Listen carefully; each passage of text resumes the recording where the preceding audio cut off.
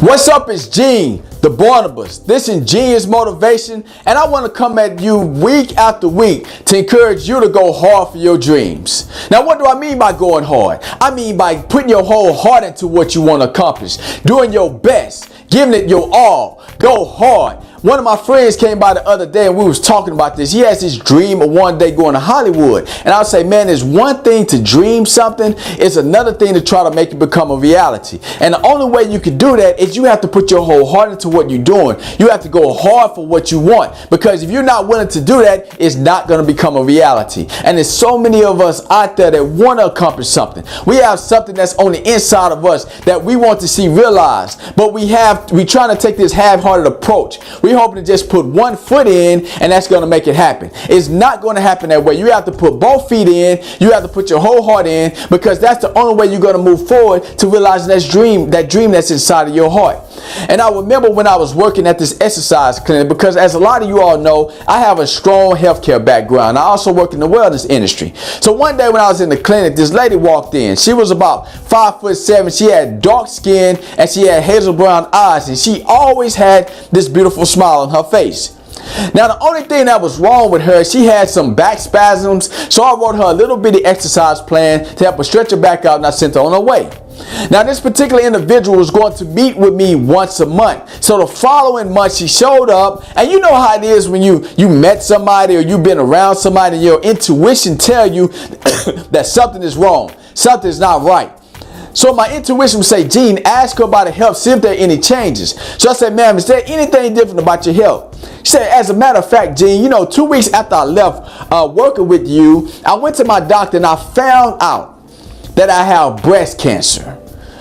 Now, when she's telling me this, she's still vibrant, she's still smiling, which is kind of weird, because any of y'all that have cancer or know somebody that been diagnosed with cancer, you know their initial diagnosis, they're angry, they're upset, they're confused, they're not trying to smile. And this can last up to 6 months.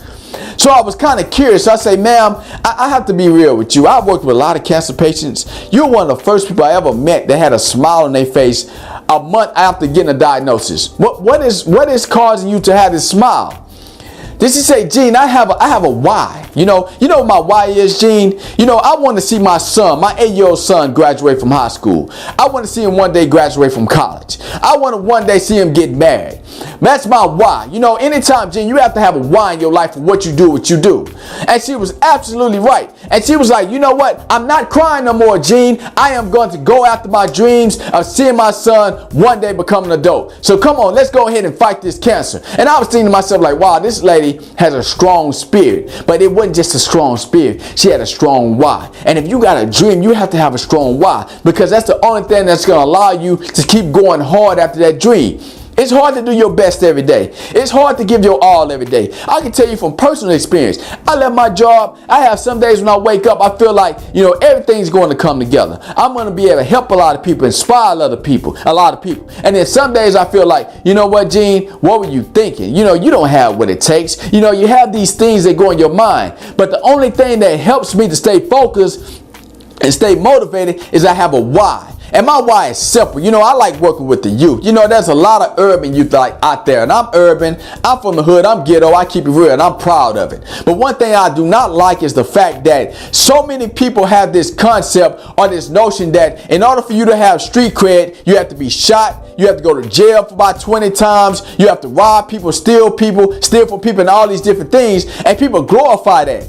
In my mind, it's simple as this. What I like to tell the youth is very simple.